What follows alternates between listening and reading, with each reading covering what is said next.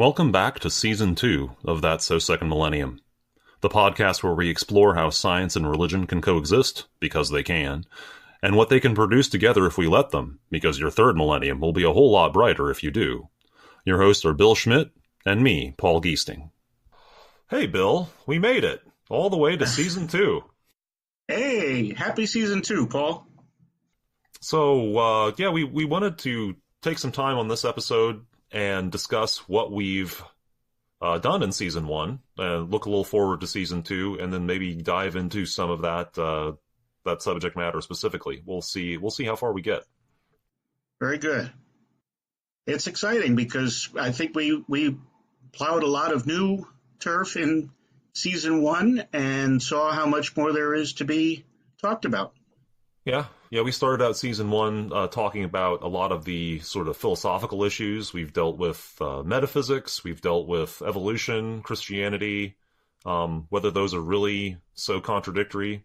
We were just talking before we started recording here about another way in which,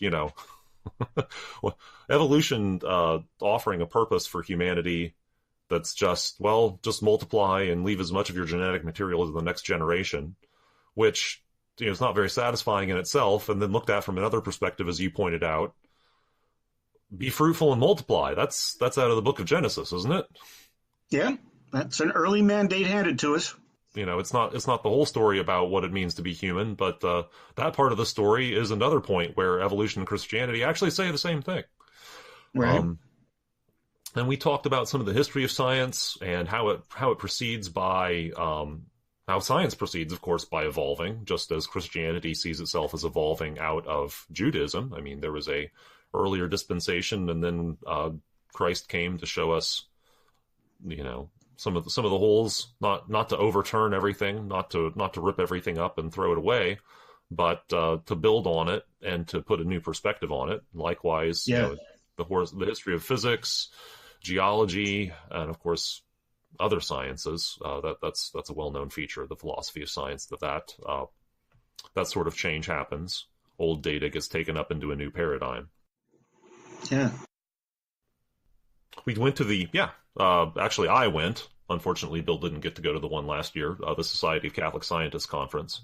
And that allowed us to engage with the ideas of several of the speakers. Well, all of the speakers at some point. Not all of them had their own dedicated episodes, but we talked about Ed Fazer, Valerio Scarani, obviously Stephen Barr himself, and several other people at the conference, and their ideas about whether materialism is really an adequate description of the human being, and whether physics allows there to be something that doesn't fit the definition of matter and physical energy involved in human existence and behavior, which, as a matter of fact, there's actually holes quite big enough for that to happen. I drew a lot of encouragement from the fact that there are groups like the Society of Catholic Scientists meeting now and gaining momentum, as well as sheer numbers, in asking questions compatible with the third millennium, and realizing that we've really only just begun by recognizing the compatibility of science and religion, and knowing that the problems of today are such that there's good reason to employ every possible update of every possible insight, I think, outside the old envelope in just about every field of endeavor. And I want to continue our podcast being a resource and a learning mechanism that contributes and coexists very synergistically with that world of looking forward, looking into the third millennium, and asking good questions and helping to develop new answers. Yeah, I mean, that is, after all, the point of the name of our podcast. Is that so? Second millennium, of course, is both good and bad. It's good in the sense that, there is that medieval synthesis between Aristotelian science and Christian faith that turned out to be possible, despite the fact that many people thought that it wasn't in the Middle Ages. And of course, that tension went on for quite a while. Especially in the Muslim world, that tension went on for centuries. The tension between Aristotelian science and theology, and Europe kind of went along, sort of asleep to Aristotelianism for quite some time. But it was tumultuous, and it was a big deal. It's sort of, to some sense, it speaks to the greatness of the people involved in the debate in the 13th century, that they saw it, they tackled it, and in some ways, well, I think there are people who have been from the beginning of modern science in the 17th century on to today, tackling and dealing with the ideas of whether faith and science are compatible. The problem is they're kind of being shouted down, and they're able to be shouted down partly because of the hypocrisy of the Christian establishment, which we are to the point where we are almost, we keep burning down more and more of the old Christian establishment. I mean, just thinking about in my lifetime, I just think about like Ireland in my lifetime has gone from being a place where, the Christian establishment, the Catholic establishment was still, hanging on there in spades, and it has burnt down. At least that's my impression, is that it has completely burnt down. Obviously, the sex abuse scandal, of course, but that followed all sorts of other scandals of clerics behaving in very non-Christian fashions, nominally influential Christians, political leaders acting in ways that are obviously not Christian at all. Yes, we're still dealing with the aftermath of the hypocrisy of that. Yes, yeah. So that's another part of what needs to happen in the third millennium to make it better than the second millennium. But we can only do so much. That's not the focus of this podcast, but it's sitting there in the background. It's certainly I agree. In the background.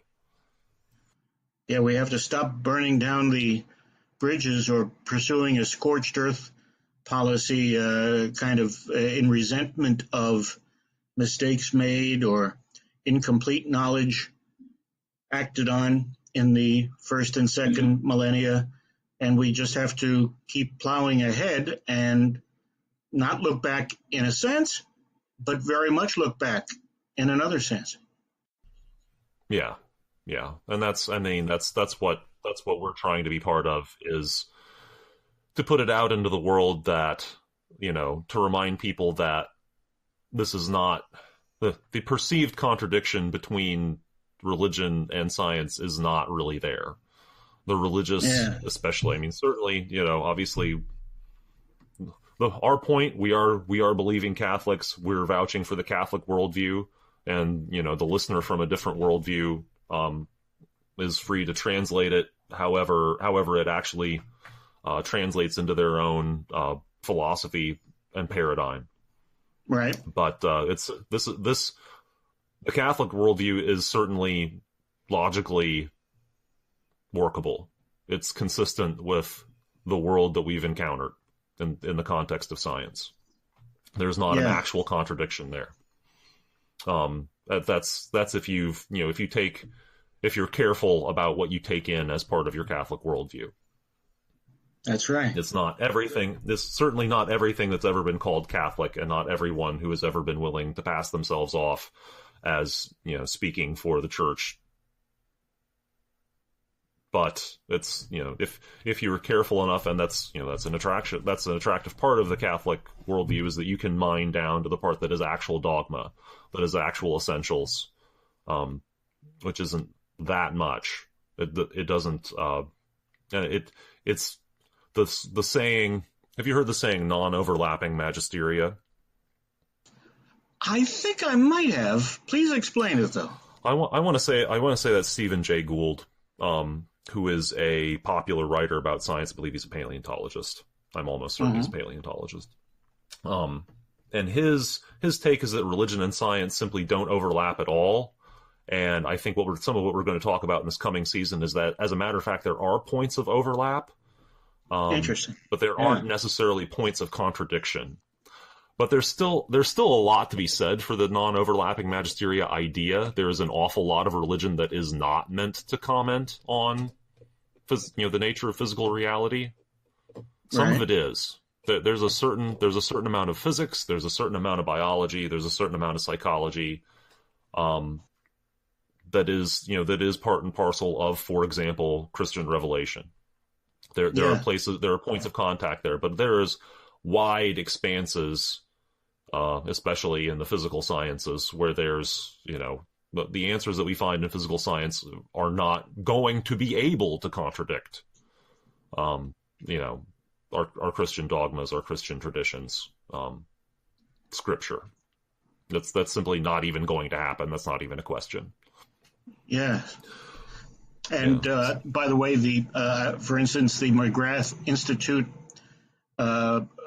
Church Studies at Notre Dame makes good use of the term incarnational in making this very point, that one reason why there's this overlap is because our faith and our creed are all about the incarnation of God and God's love in this world. So it makes good sense to better understand this world using this world's knowledge base alongside the theology and the spirituality that reach more toward the supernatural.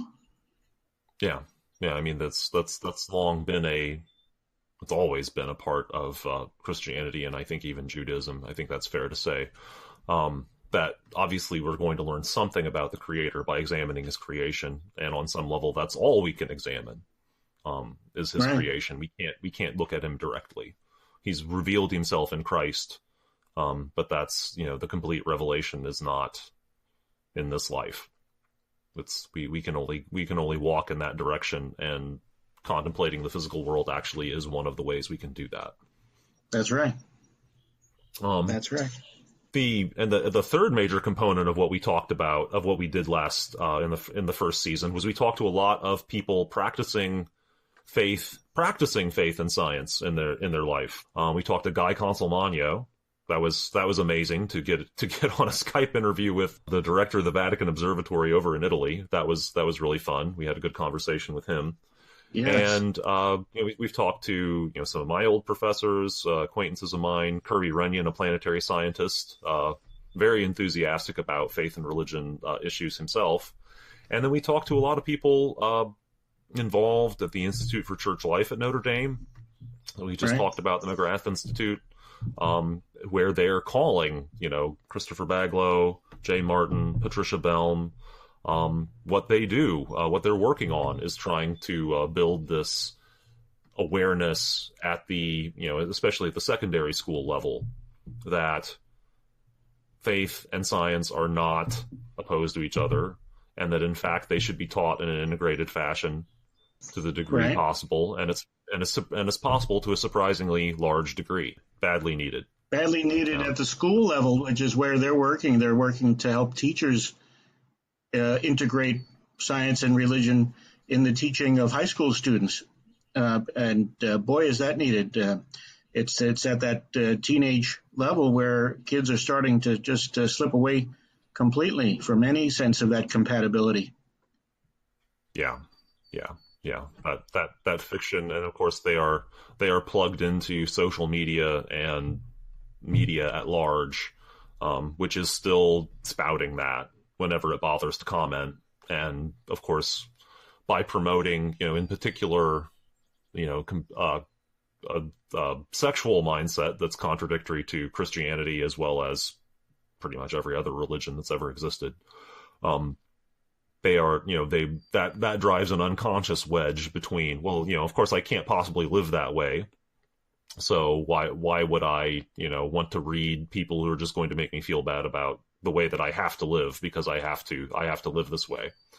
Right. It's I mean, so there's always a need to spread the Christian message, and in particular at this point we need a lot of people working on spreading it, and trying to find the most effective ways to spread it.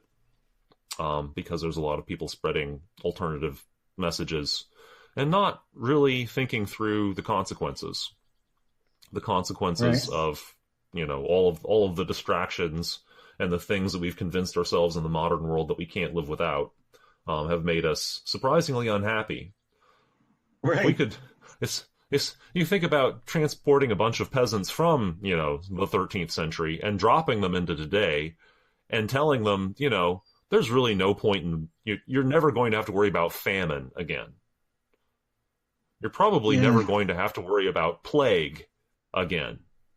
Hmm. These things are just, you're just not going to have to deal with them. You're going to eat donuts and you're going to die of a heart attack sometime past the age of 65. You're Right. not 100% guaranteed, but my gosh, the odds are better than they used to be. They're That's a lot better than they used to be. right. And, yeah, and we just, and yet we're so miserable.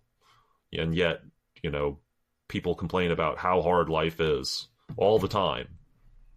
And yeah, we've lost that sense of meaning. Um, we've lost a sense of being able to cope with the difficulties in life. That's yeah, and that's not. We don't have to live that way.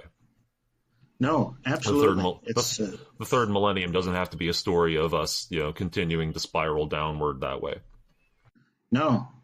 It's ironic that it should be. It looks like it's becoming an era of disempowerment for the human being, when everything we've been saying is that there's every reason to feel empowered by that ability to unify religious and scientific thought and ways of thinking. Yeah, yeah. There's so much good if we just let ourselves experience it. There's so much good available.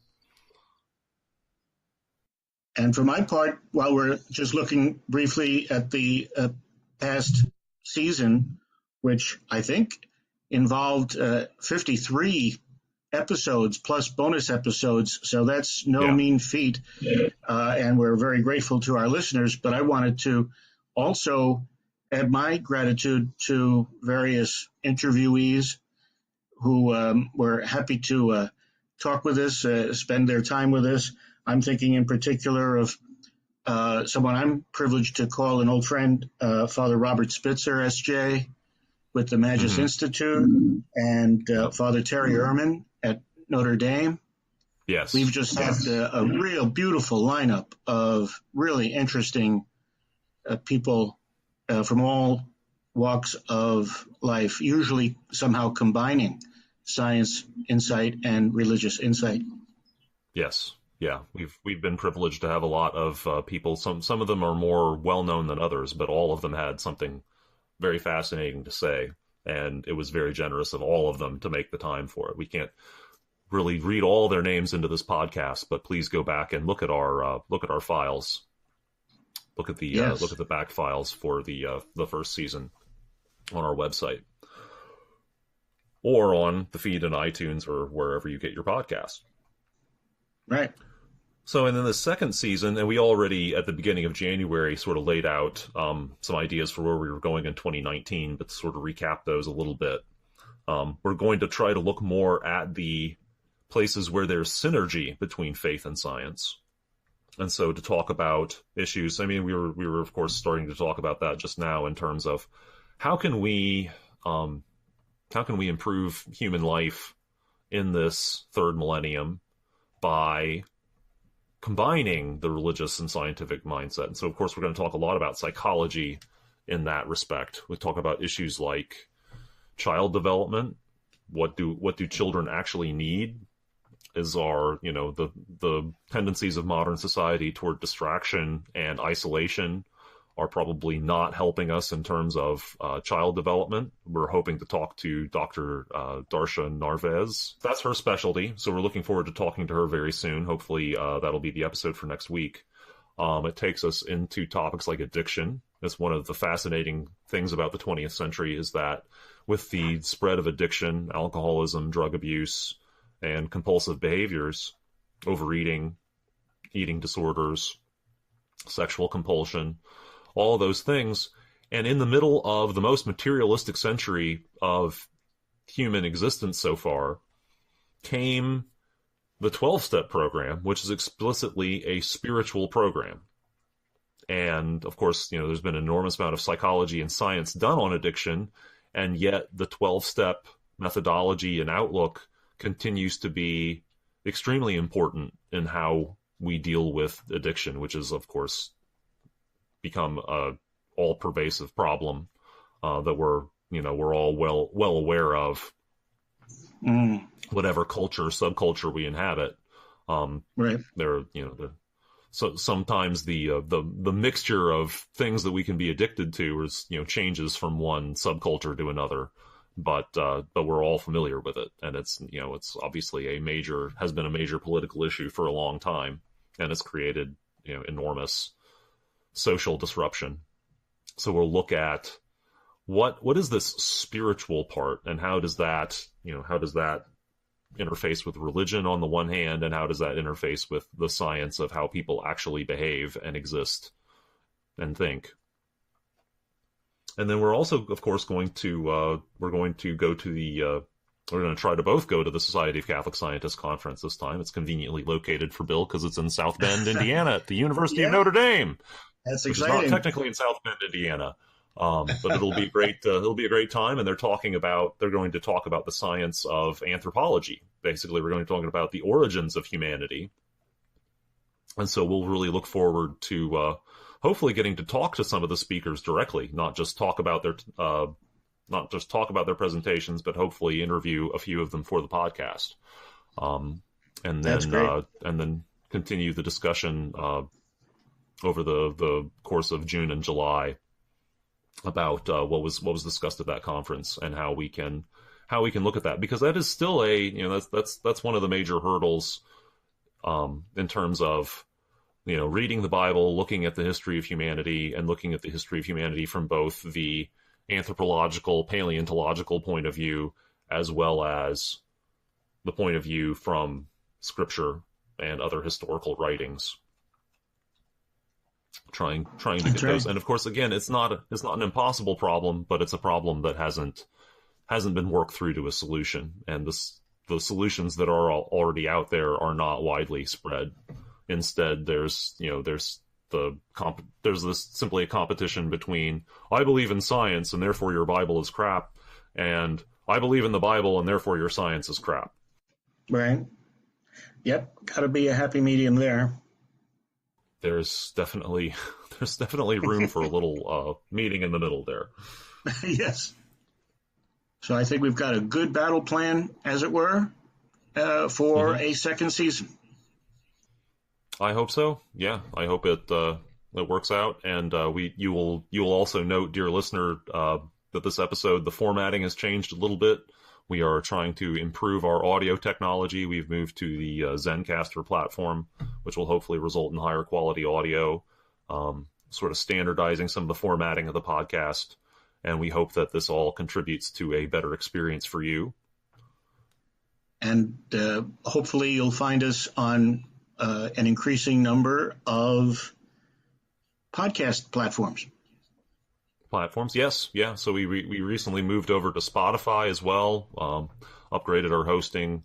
We are now the podcast. The main podcast is now hosted at That's So Second Millennium, all spelled out, .net. So you'll find all the episodes there, and you'll find our bios, links to friends of the podcast, people who've many of whom have interviewed on the podcast, and also some other resources, and we'll keep trying to work on that and upgrade it. For the time being, we have a greatest hits from the first season as the homepage of the podcast, but there is a link at the top of that page where you can go to the full episode catalog, and you can also search the episode catalog on the left bar, and you can go through the archives by month below that. So trying to make it as convenient as possible. And we really hope that you do go back and listen to some of those old episodes, because people, some really neat people have contributed time and their thoughts to what we're trying to do here.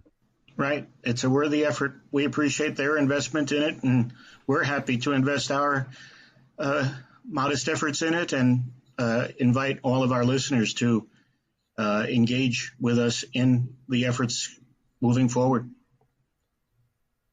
Right. Well, in fact, that'll bring us to just about half an hour. So I think for this episode, we'll call it there. Be sure to tune in next week. We are going to talk to Darsha Narvez on Friday. That's the goal. And we will get that podcast to you it should be next week. We should hopefully we'll have an hour, and we'll split that into two podcasts, and we'll talk about her extremely important work on how we can try to better prepare the next generation for this business of human existence, and how we can use both faith and science to do that. That's what it's all about. If you enjoyed this episode, or it made you think, please subscribe to That's So Second Millennium via Apple Podcasts, Google Play, Stitcher, Podbean, or your podcast service of choice.